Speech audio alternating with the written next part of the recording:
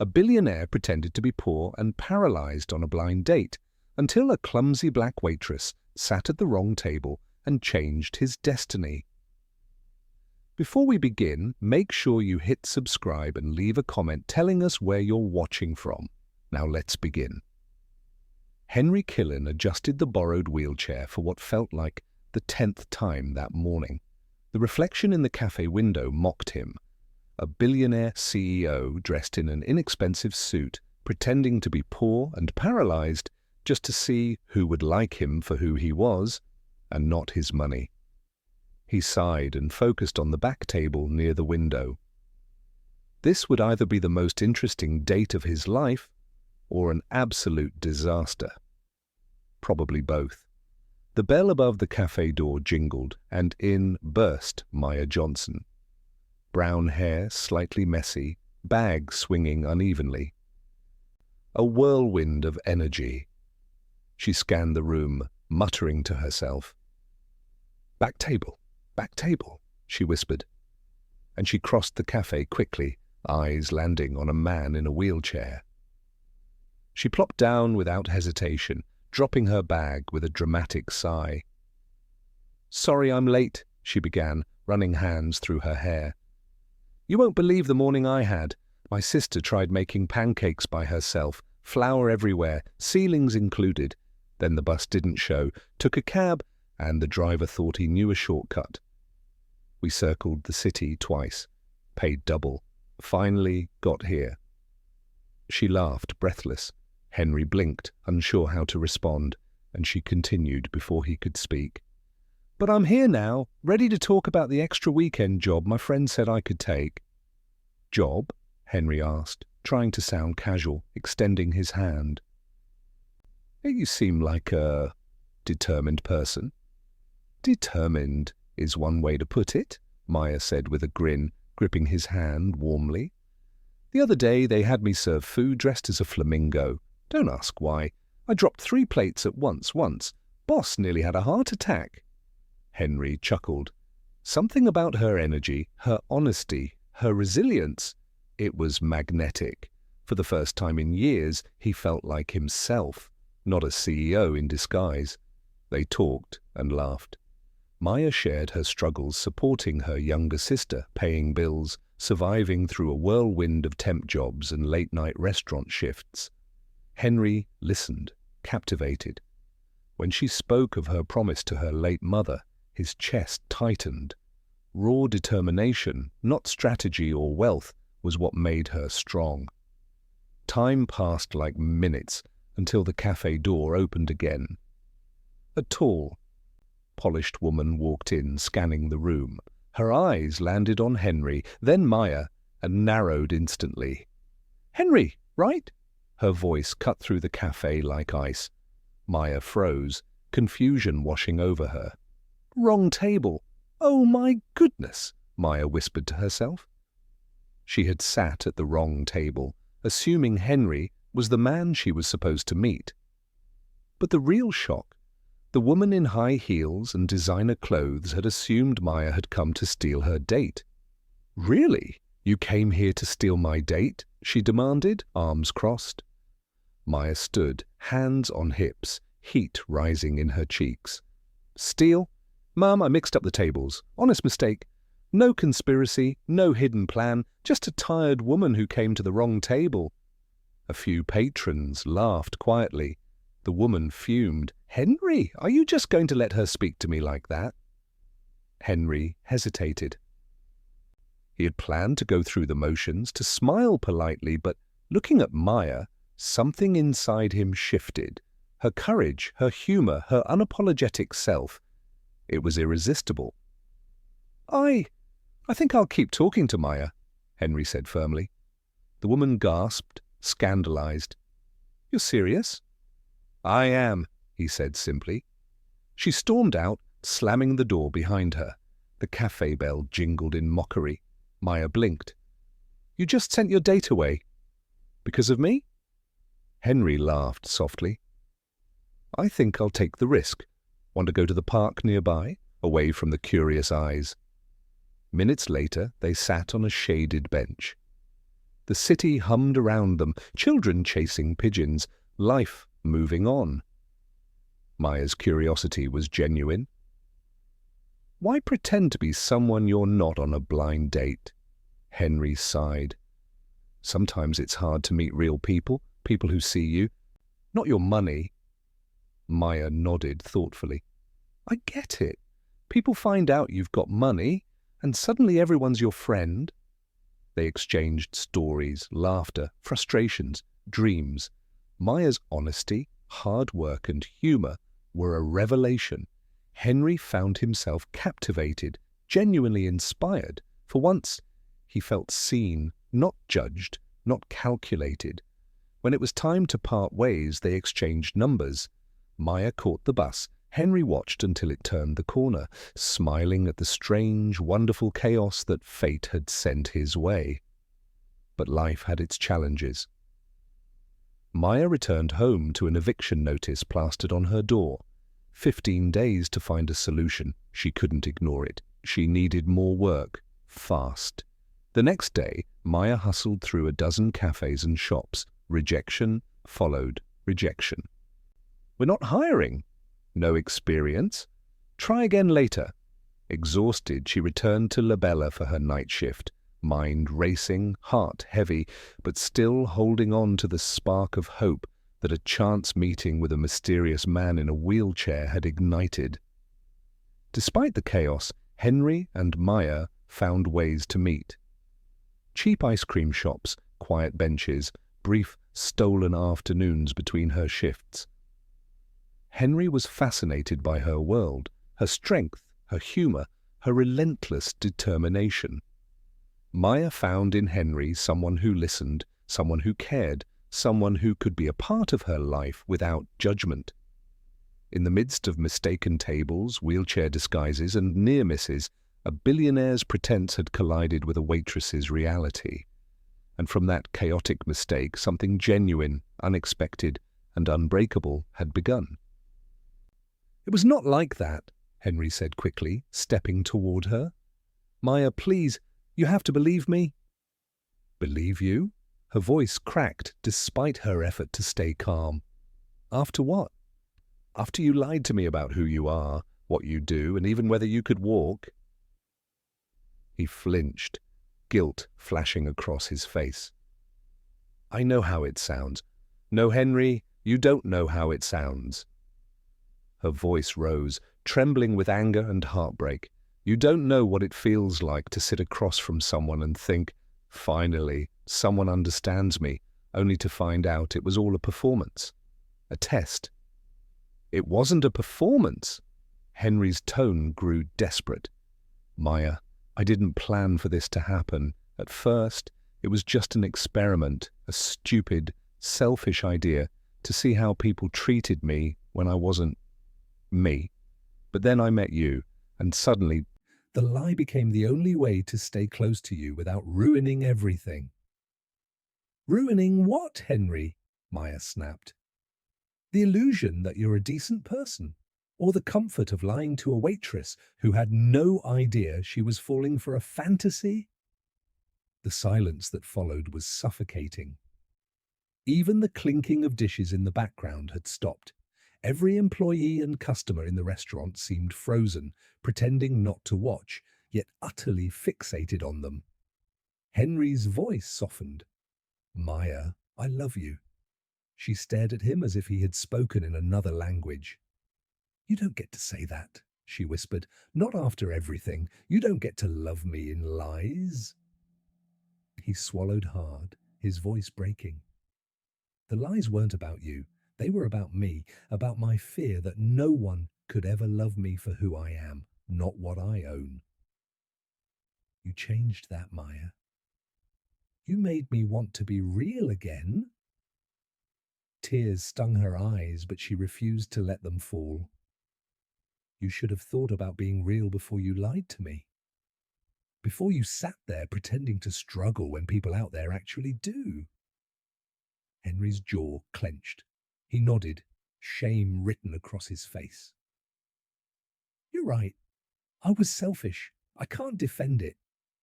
But please don't think I ever pitied you or mocked you. You're the strongest person I've ever met, and the only one who ever made me forget who I was supposed to be." For a long moment, neither of them spoke. The weight of truth hung heavy in the air, pressing down on both of them. Then Maya turned, heading for the back door. Henry took a step forward. "Maya, please, don't walk away." She stopped, but didn't turn around. "I already did, Henry." "You just didn't notice until now."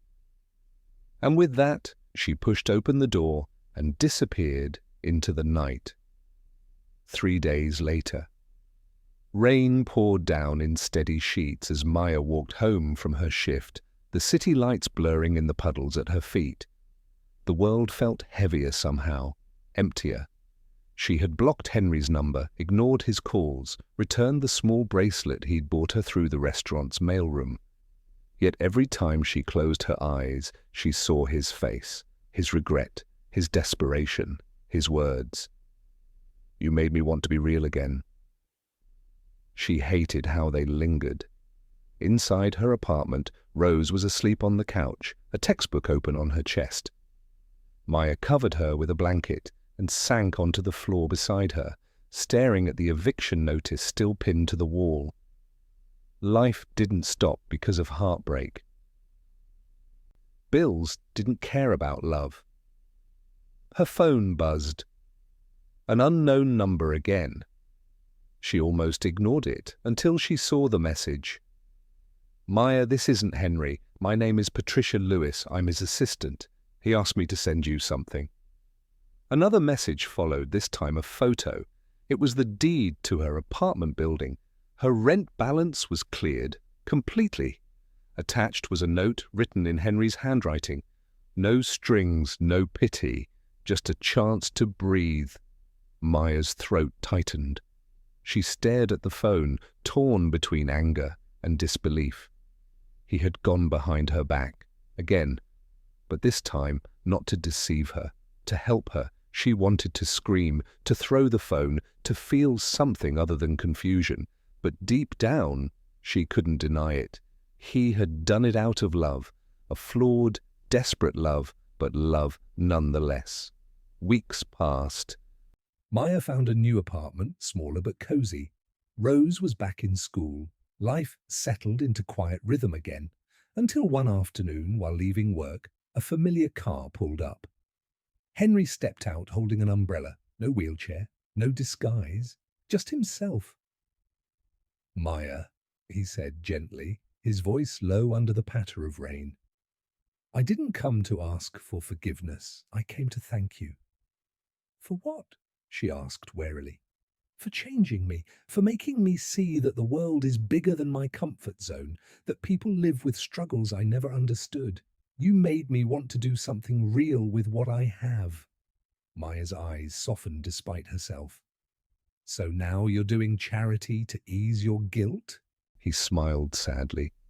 "Maybe at first. But now, it's purpose. I started a foundation under your name, the Maya Fund for single women struggling to stay afloat. I thought it was the least I could do." Maya blinked, speechless. "You... what?" "I told you. You made me real." She stared at him. Every emotion she'd buried bubbling back up. Pain, anger, love. She wanted to say something cutting, something that would protect her heart. But instead, she whispered, "You didn't have to do that." "I know," Henry said softly, "but I wanted to." He turned to leave, the rain washing down around him like a curtain closing on the past. "Henry!" she called suddenly. He turned, surprise flickering across his face.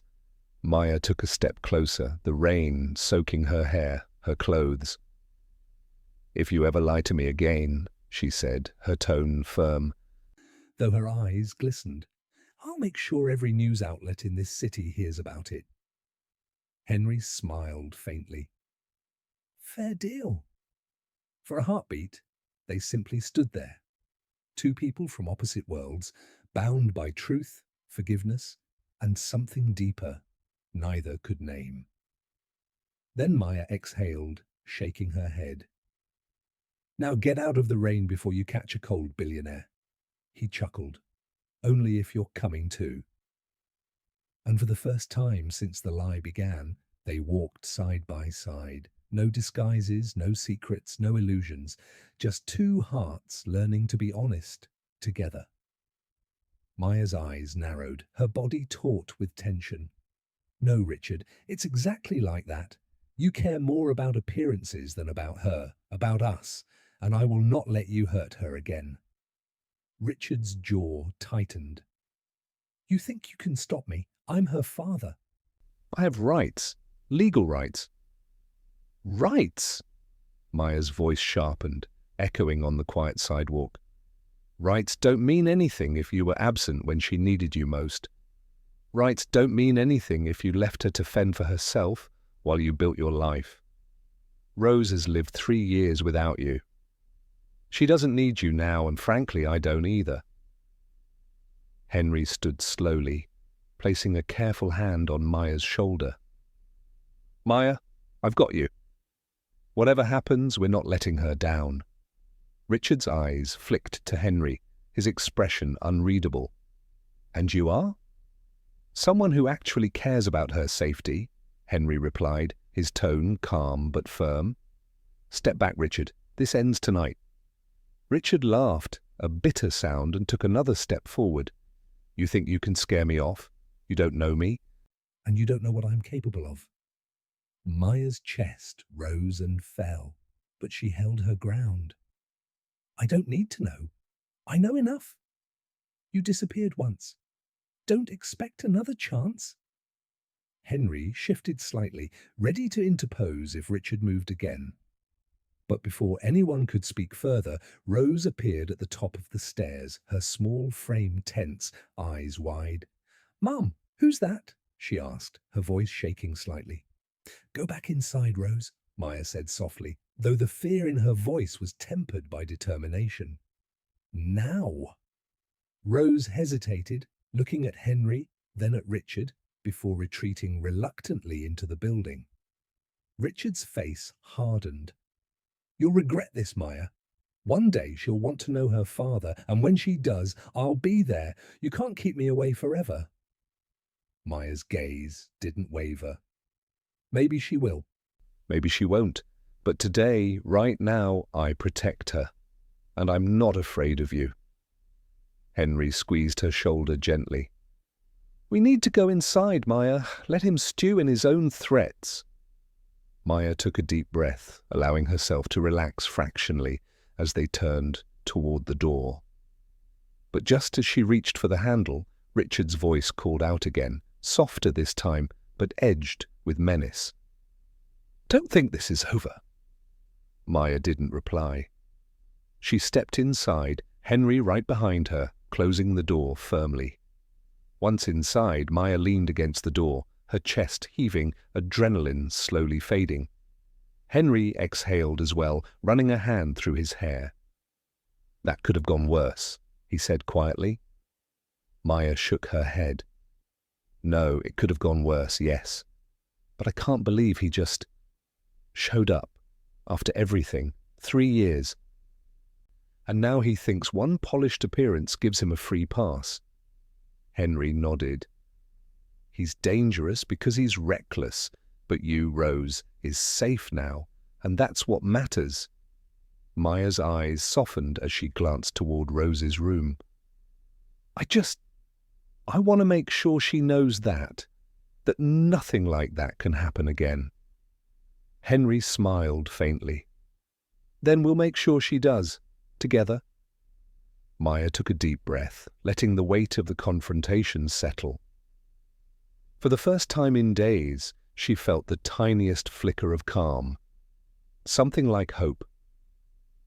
And outside, Richard lingered in the shadows for a moment longer before finally walking away, his figure swallowed by the night. Maya and Henry exchanged a look, unspoken acknowledgement passing between them. This battle was over for now, but the war for trust, safety, and love, especially for Rose, was just beginning. That evening, Maya sat at her small kitchen table, staring at the new employee handbook spread open in front of her. The logo, Tech Vision Industries, seemed to shimmer beneath the soft glow of her lamp. She traced the letters with her finger, still half in disbelief. For the first time in a long while, her future didn't feel like a tightrope. It felt like solid ground. Rose peeked out from her room, hair tousled, clutching her stuffed bunny. "Mom, are you still reading work stuff?" Maya laughed softly. "Just a little, sweetheart. You should be asleep." "I can't," Rose said, walking over. "Can I sleep here tonight?" Maya smiled, opening her arms. "Of course." Rose climbed onto her lap, curling up against her. Maya kissed her forehead. Feeling the steady rhythm of her daughter's breathing, it grounded her more than any victory in court could. "We're safe now, right?" Rose murmured sleepily. "Yes, baby," Maya whispered, voice trembling with relief. "We're safe now!" 2 weeks later, her first day at Tech Vision arrived. The building was everything Maya imagined, a tower of glass and confidence, buzzing with professionals in sharp suits and polished shoes. As she stepped through the revolving doors, she couldn't help but think, this is his world. And now, somehow, it's mine too. Karen, her interviewer, greeted her warmly. "Glad to have you on board, Maya. Henry speaks very highly of you, though he was careful not to interfere with the hiring process." Maya grinned. "That sounds like him." "You'll be assisting directly with upper management." "It's a demanding role, lots of organization, scheduling and diplomacy. Think you're ready?" "I've managed a restaurant during lunch rush with 3 waiters missing and a broken AC," Maya replied, her tone light but confident.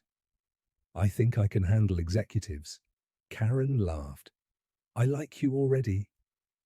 The next few weeks passed in a blur of meetings, schedules, and endless cups of coffee. Maya adapted quickly. Her years of balancing chaos had turned her into an expert multitasker. She earned the respect of her colleagues not just through efficiency, but through the warmth she brought to the office. Henry, of course, kept his distance professionally, but there were moments, brief glances, shared smiles in the hallway, when the entire room seemed to fade. One afternoon, as Maya was organizing documents in a meeting room, Henry stepped in. Everyone else had already left. "You're doing amazing," he said quietly. "Thank you," she replied without looking up, though she felt her heart skip. "But you're not supposed to tell me that here, remember?" Henry chuckled. "I know, but I couldn't resist."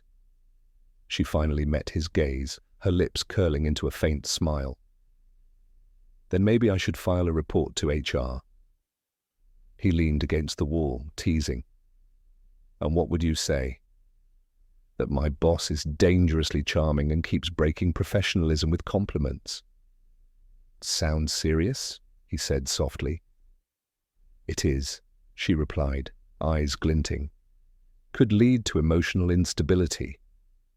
They both laughed, the tension melting into something warm, something familiar. Henry took a small step closer, lowering his voice. "Dinner tonight?" "Only if you promise not to call it a business meeting." "Deal."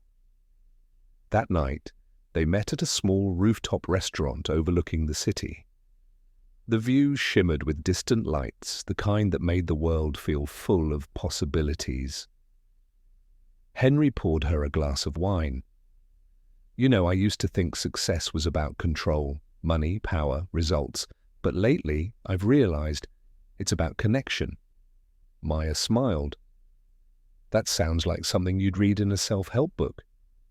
"Maybe, but it's true. You made me see that. You remind me that people matter more than profits." She softened. "You've changed, Henry." "I had a good reason to." They sat in silence for a moment, with the kind of silence that didn't need filling. Finally, Maya said, "When you first came into the restaurant, I never imagined this. Us, all of this. Sometimes I still think it's too good to be true. It's not perfect," Henry said honestly, "but it's real, and it's ours." She reached across the table, taking his hand. "That's enough for me." Weeks turned into months. Maya thrived in her new role, balancing her job, her home, and her growing relationship with Henry. Rose adored him. He showed up at school plays, helped with homework, even built her a small robot for Science Week. One evening, as the three of them sat on the couch watching a movie, Rose suddenly said, "Mum, is Henry my dad now?" Maya froze. Henry looked at her gently. "Well," Maya said softly, "he's not your dad by blood, but he's someone who loves us very much. And that's what really matters." Rose thought for a moment, then leaned on Henry's shoulder. "Okay, I like that." Henry smiled, his eyes meeting Maya's over Rose's head. 6 months later, life had found a rhythm. The custody battle was a distant memory. Richard never showed up for supervised visits. The restaurant was just part of Maya's past. One Friday evening, Henry took Maya and Rose to the same cafe where he'd once asked her to be his girlfriend. This time, it was closed again, decorated with fairy lights and roses. Maya blinked in surprise. "Henry, what is this?" He smiled, stepping closer, holding something small in his hand. "Last time I asked you to be my girlfriend. Tonight I'm asking for something more." Her breath caught. Henry knelt down, his voice trembling slightly. "Maya Hayes, you've changed my life in ways I didn't think possible. You showed me what love really means: patience, forgiveness, strength. You made me want to be a better man." "I don't want to spend another day without you. Will you marry me?" Maya's hands flew to her mouth. Tears filled her eyes. "Henry! Say yes, Mom," Rose shouted from behind him, grinning from ear to ear. Maya laughed through her tears. "You two planned this together, didn't you?" Henry nodded sheepishly. "She insisted." Maya took a deep breath, her heart overflowing. "Yes, yes, I'll marry you." Henry slid the ring onto her finger. Simple, elegant, exactly her style. Rose jumped into their arms and the three of them hugged beneath the soft cafe lights. For the first time, Maya didn't feel like she was surviving. She was living, truly living, surrounded by love, trust, and the family she had fought so hard to protect. And as Henry whispered, "We finally made it," Maya smiled through her tears. "Yes," she said. We did.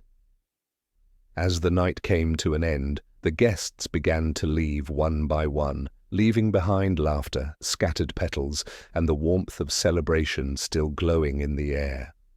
Henry and Maya sat together under the same fairy lights where he had proposed, her shoes kicked off, his tie loosened. "Can you believe it's over?" Maya asked softly, resting her head on his shoulder. "It's not over," Henry replied, brushing a strand of hair from her face. "It's just beginning." She smiled, eyes glistening. "You sound like a movie ending." "Then I guess we're the happily ever after kind," he said, kissing her forehead. "Except our ever after comes with unpaid bills, morning alarms, and an annoying sister who steals my clothes," she teased, laughing. Henry grinned. "And I wouldn't trade any of it." For a long moment, they sat in silence, just listening to the soft music drifting from the empty dance floor. The world felt calm, finally, beautifully calm. But before the quiet could settle too deep, Rose came running toward them with her shoes in her hand. "Hey, lovebirds, stop being boring newlyweds and come dance with me." "Rose, everyone's gone," Maya said, chuckling. "Who cares? The stars are still here, and the music's still playing." Henry stood, offering his hand to Maya. "Well, the lady has a point." Maya took his hand, and together the three of them danced barefoot under the lights, clumsy, laughing, spinning in circles. For the first time in a long time, Maya felt weightless. No fears, no secrets, no regrets. Just love, family, and a future that looked nothing like she imagined, yet everything she ever wanted. Later that night, as they drove home, Henry reached over and took her hand. "You know," he said, voice soft, "when I met you, I thought you'd ruin my life." Maya laughed. "I did." "Yeah," he smiled, "but you ruined it in the best possible way." She looked at him, eyes full of warmth. "And you fixed mine." They stopped at a red light, their fingers still intertwined. The city outside buzzed with life, cars passing, people laughing, neon lights flickering. But inside that car, everything was still. It was the perfect kind of peace, the kind that comes after storms. Henry squeezed her hand. "Here's to the chaos that brought us together." "And to never being perfect," Maya added. "Deal," he said. They laughed as the light turned green, driving forward, toward a new chapter neither of them had planned, but both were ready for. Thank you for watching this story to the end. If you enjoyed this story, you will surely love the next one. It's as crazier and more intriguing as you can ever imagine, so do check it out. Click on the image showing on your screen right now to watch the next one.